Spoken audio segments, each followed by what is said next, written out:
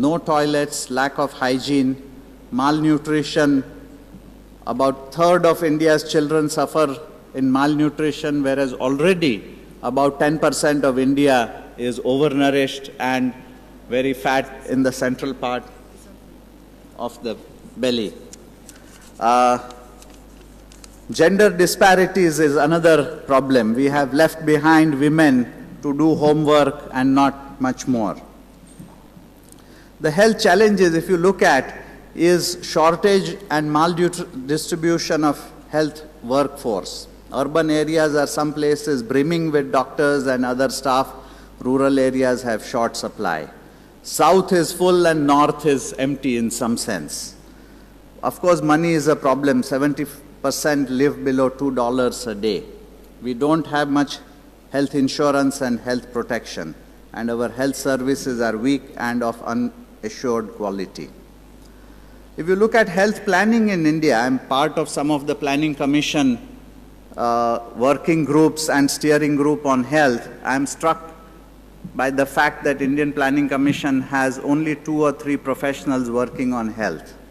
If you look at the health departments, at the central level, we have only 2 or 3 people working on maternal health or each of the major health programs. And at state level, sometimes there is only half of one person working on a major health program. So I call it microscopic top management and lack of skills and qualifications in the public health sector at the very top. If you look at private health sector, we have large and growing and very vibrant private health sector. It is 3 to 4 times that of the public sector, unregulated and variable quality, and largely funded by a very regressive mechanism of fee for service. So when you fall sick, you pay. In most developed countries, you pay when you are healthy and you get the benefit when you are sick.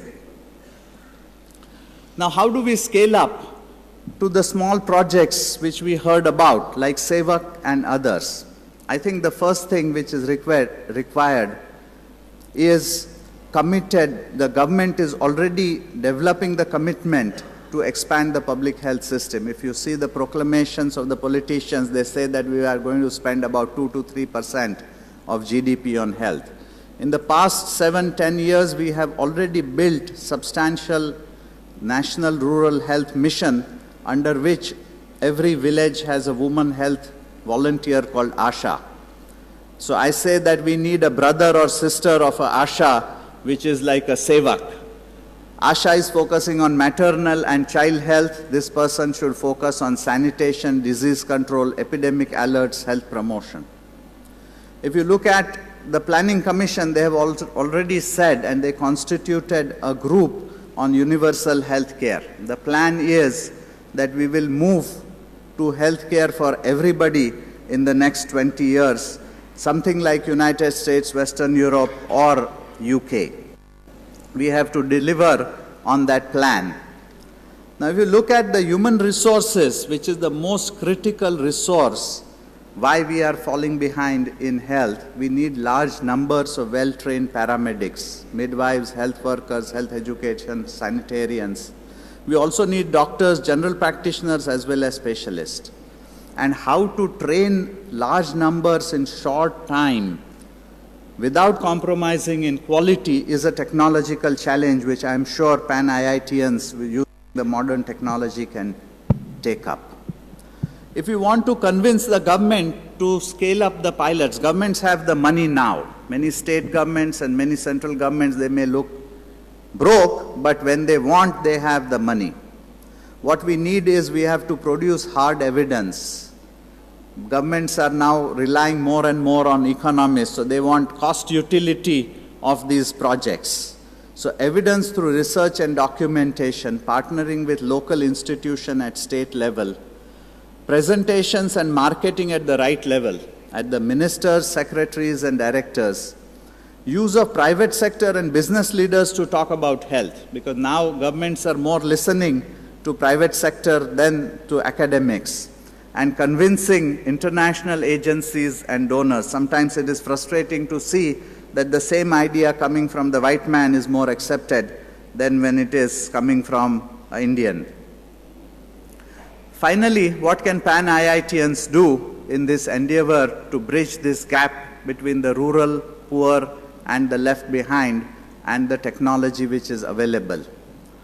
IITs are well respected, well connected, technologically sound, and you have international experience. I think what is required is advocacy at the very top political level, at state and central level, and levels of resource allocation, which is the planning commissions, the finance ministries, because health ministries in some sense have no voice in today's politics.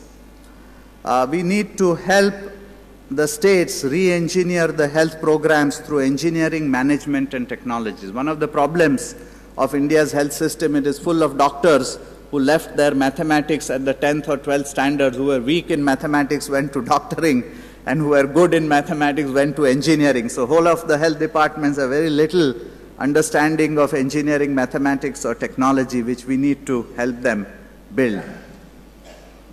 Improving access to care, not doctor to each village, because many politicians want doctor to each village, which is a dream which is not fulfillable. But we can have access to care through information technology, telephone medicine, M-Health, which is a very new and popular research theme now. We are working on a small project of making working on Skype to make doctors available or consultation with doctors available in rural villages in Gujarat through primary health centers. Use of transport, logistics, and internet pharmacy to reduce the cost of pharmaceutical distribution, because most of the pharmaceutical costs are currently in the distribution chains, and training technology, using technology for simulation, virtual museums, etc., to build the training capacity in the medical institutions. Finally, we also need to look at the financial re-engineering and innovation. Social health insurance, public-private partnership, government contracting, governance and fraud control, because one of the key problems, as you must have read in the newspapers, when more money flows through government, there is likelihood of increase for fraud. So controlling that and providing value for money is one of the issues. Finally, I think generating value for each human life is, I think, very important social value which we need to generate as a society. In our society currently, poor don't count, children and mothers don't count, disabled are almost invisible. We have to change from that to a platform of equity where each life has the same value. I want to end by saying, how can technology and management make this happen? And I'm sure the Pan-IITians can contribute to this based on their experience and learning and wisdom which they have acquired and applied in various fields so successfully. Thank you. Thank you, Dr. Maulikar. To introduce our next speaker, we have our guiding spirit for the Wheels program, our mentor and our own Hiten Ghosh. Hiten is with Hughes Networks in Maryland. He's a recipient of the NRI Award, and he has been the prime mover behind all of us. So Hiten, but before you get on, I just have one quick announcement. Munishi Sanyal has lost a small gray nylon bag. If anyone finds it, please call 98-310-89094. Again, a small gray nylon bag. Thank you. Hiten? Okay, we have kept the best thing as the last item between you and your entertainment. To do that, we'll start again what an IIT alumni initiative can do. Number of years ago, two distinguished IIT alumni, Des Deshpande and Narayan Murthy, decided to do something about the hunger of the children. The children's education, of course, was the top of their mind, but the hungry belly does not help very much to learn. So out of that thought process came a program called Akshay Patra, which is now feeding 1 million lunch to children in number of states of India. We want to make it in all the states. Now, while to do that project, they chose another person, who is also an IIT alumni, and he is here with us. He is Madhu Pandit Dasa. He has a very interesting life career. He graduated in IIT Mumbai, seem to be all coming up from Mumbai. I wish to see some of my own IIT alumni from Kharagpur can do this thing, to meet their thing called in the service of the nation, that they always pass through the portal. Anyway, Madhu Pandit Das, after doing that, he decided to choose what the IIT Kharagpur mission is in the service of the nation. He first went into Hare Krishna mission, spirituality. And then he found out the spirituality does not really help. It is the saving the people and serving the people will be a lot better way to spirituality. So he chose the job from assigned and became the CEO of the Akshay Patra Foundation of India, which is basically is a combination of charity, passion, and corporate efficiency. You will see from him how the technology he designed himself, automated kitchen, distribution technology, which now feeds very effectively this 1 million children, and we want to increase it to 10 million, because this is what we are working together as a part of the lifestyle program of this project called WILL.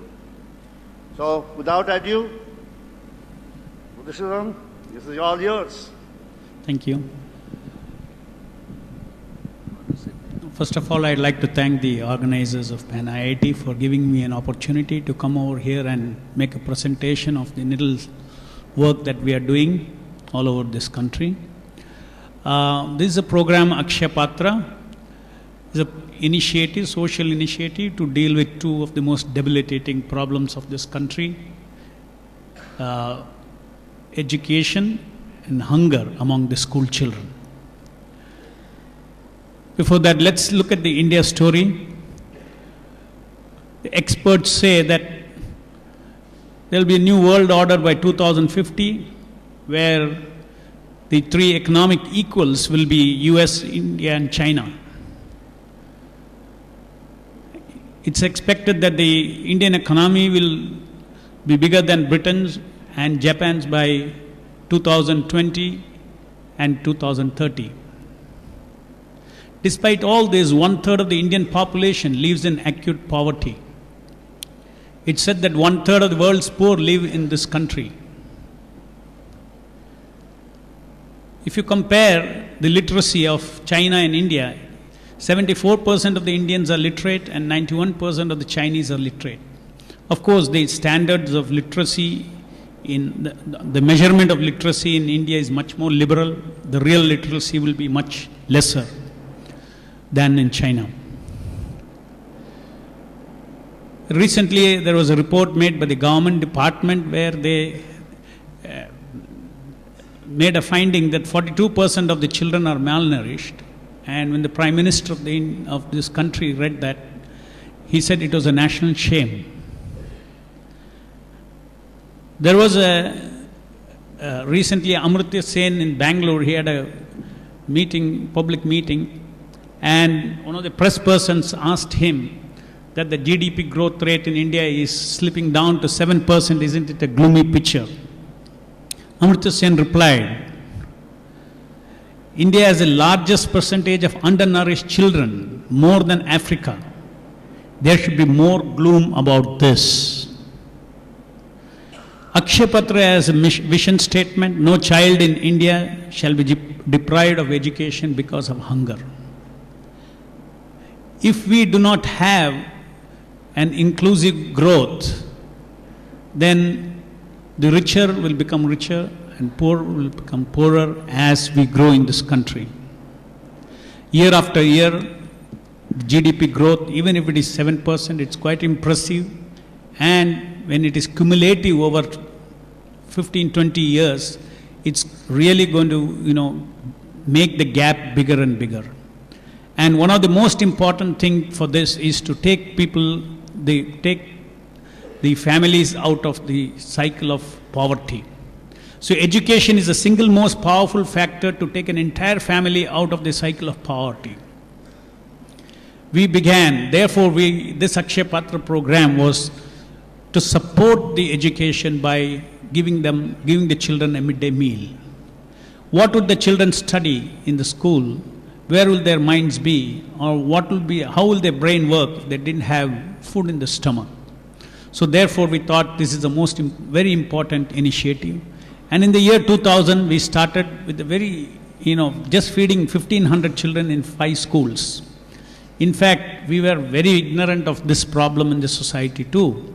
We just started feeding this many children, and within 2 months, we had a requirement of 1 lakh children applications from different schools.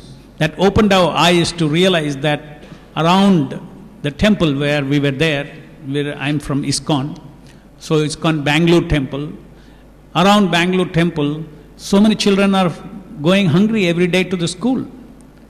And that really opened up and gave us an inspiration that we should really, do something to support the education of these children. Now, anything that we do in this country, we realize that it has to address the problem of scale, because it's such a large country. So the only way is innovation and technology, and that's the hallmark of Akshaya Patra. We have, we started with simple kitchen, and then we learnt over the time, and there's a gravity flow mechanism where the 2-tier, 3-tier kitchens are there, where the raw materials go or drop from the top to save the drudgery of work because we are going to handle every day in 4 hours. We have to cook tons and tons of rice, tons and tons of sambar or whatever different menus are there, and it has to be made very work efficient, otherwise it'll become difficult. Now this kitchen, you see, kitchen infrastructure to cook for 200,000 children. From one kitchen in 4 hours, we prepare food for 200,000 children.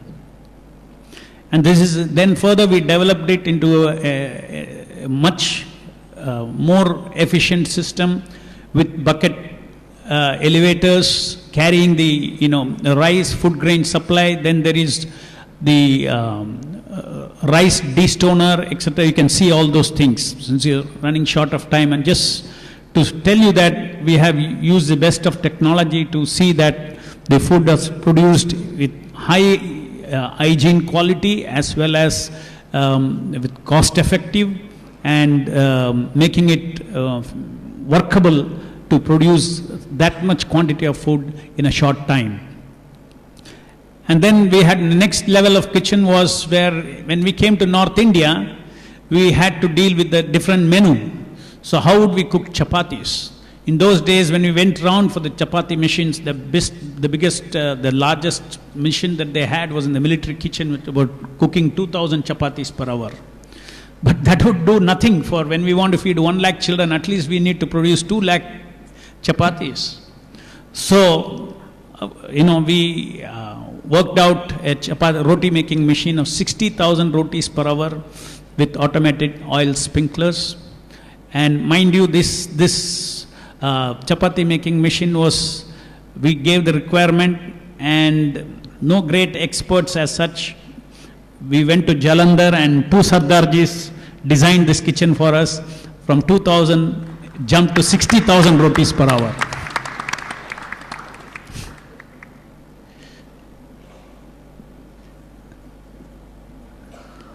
This is the kneading machine. And then sound hai?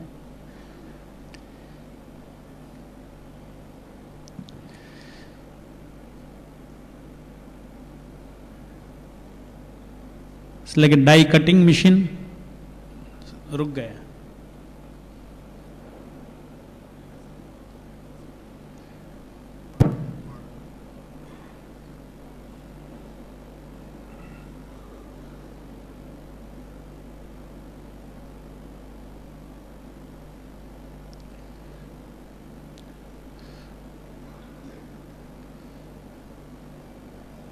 परवाह नहीं, sound नहीं चाहिए.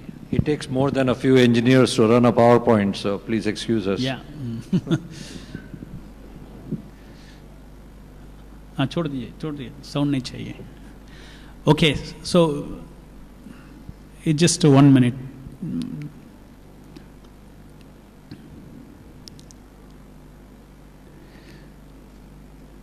It's a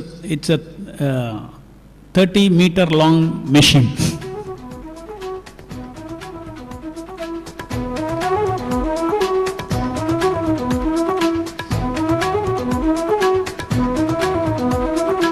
A die cutter cuts the chapatis, then it goes over 3-4 layers, and finally it goes over the fire.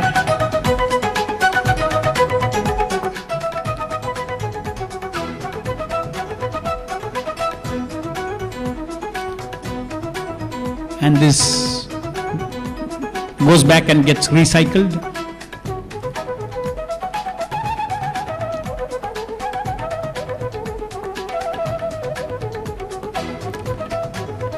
This machine has made it possible to feed children in North India. Otherwise, the rice menu would not be accepted for more than a week by people in children in UP and Rajasthan.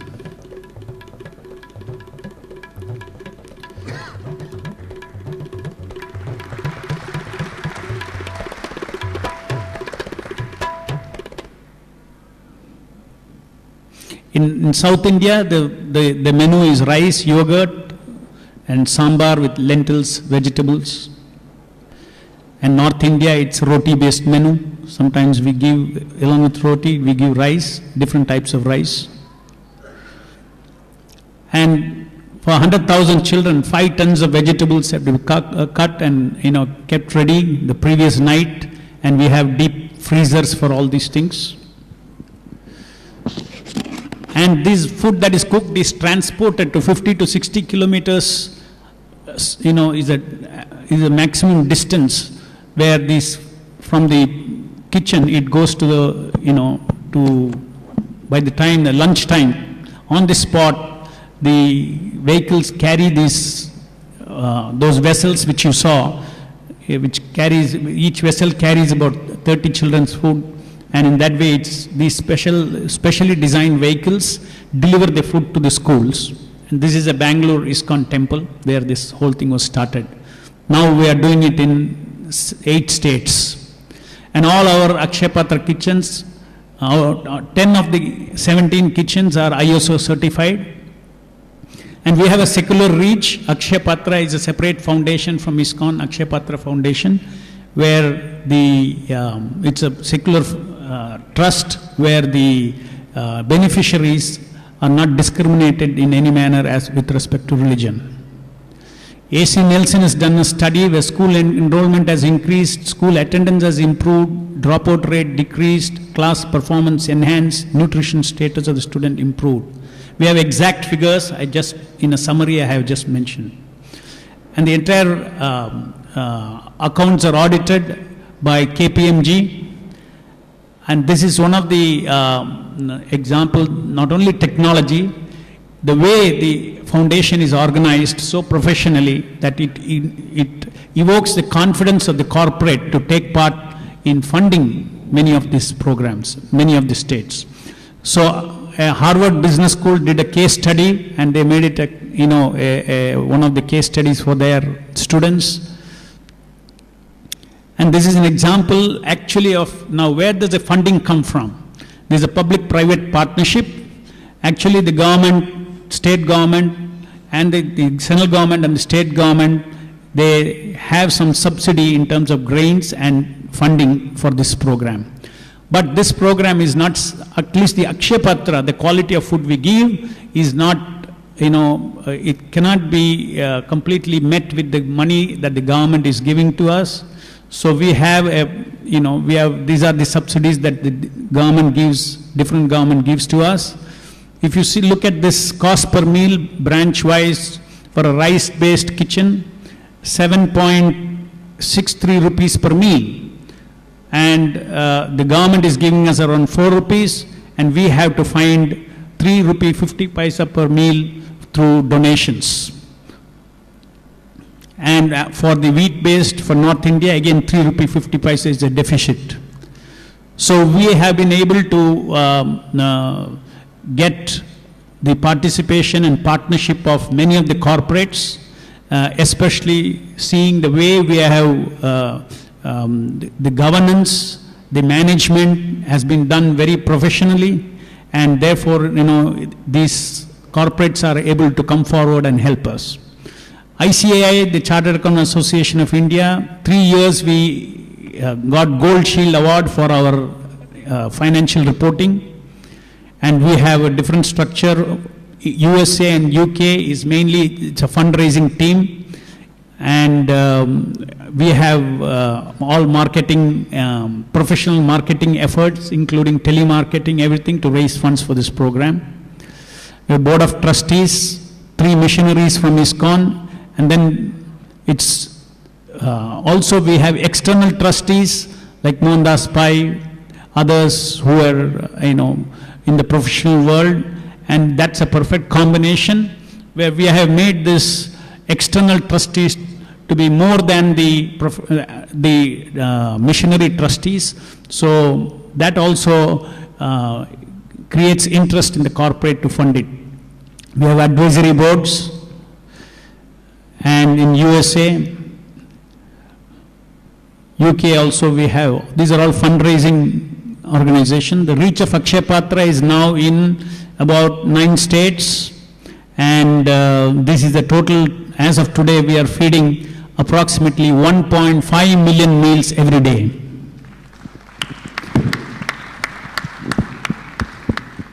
The projection for the program is to feed 5 million school children every day by 2020. And presently, if you look at the situation of this country, 11 crore children benefit from hot cooked nutritious meals in 12 lakh government schools in India. So actually, Akshaya Patra is covering only about 1.5% of the children in this country. Rest of the children are actually have to do with the government midday meal scheme, which, just we discussed, we heard, any government scheme, it really, even whatever the little fund that the government provides, only about 30%, 40% actually goes to the beneficiary.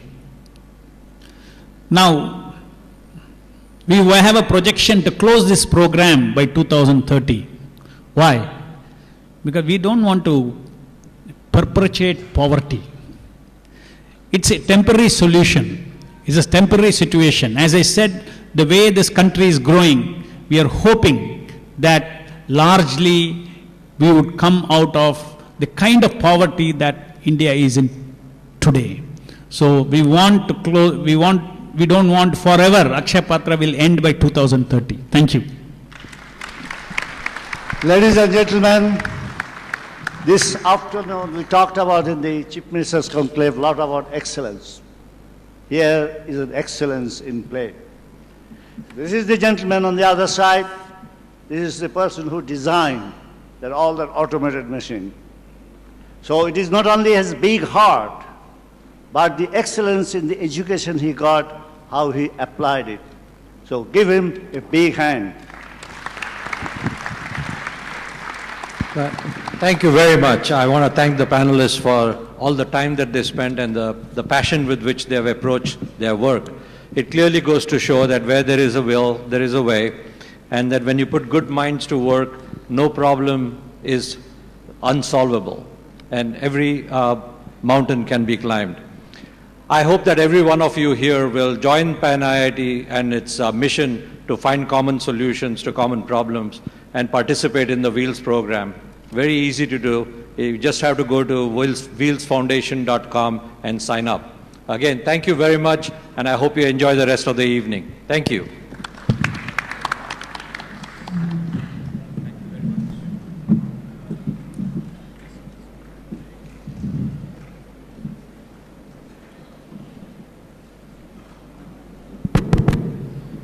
Thank you very much. I would now request Mr. Sandipan Chakravarti to kindly come up on stage. and felicitate the panelists. So.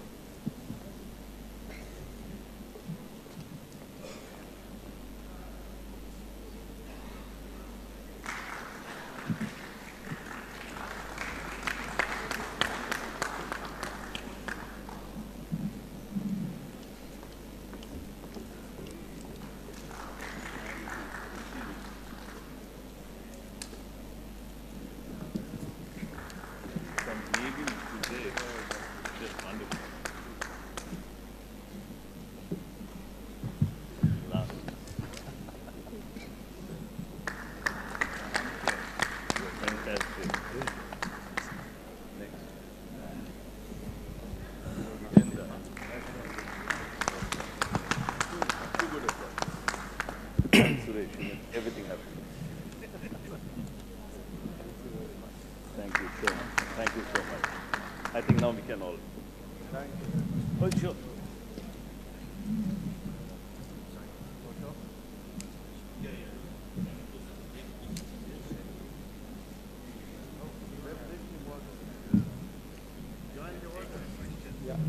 We would now be moving to PC Chandra, where we have the cultural program and the dinner.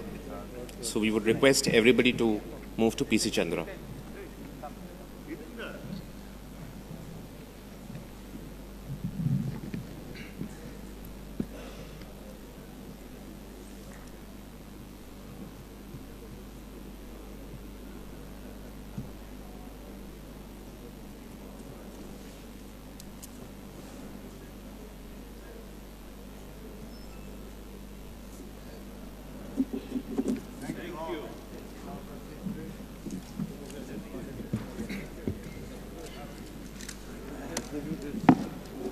One press up.